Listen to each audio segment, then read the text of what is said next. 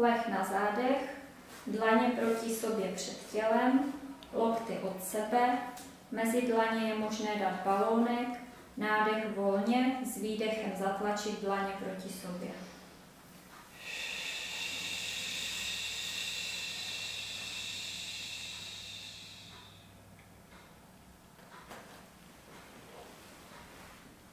Pokrčit dolní končetiny, dlaň pravé ruky položit na pravé koleno, nádech volně, s výdechem zatlačit proti sobě dlaní a kolenem.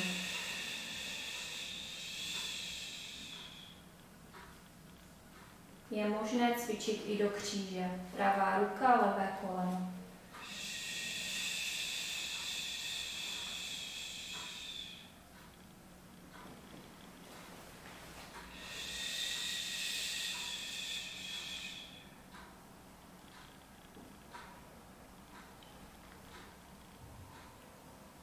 Dechová vlna.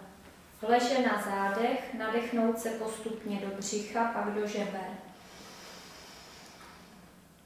Výdech postupně z břicha, pak spod žeber.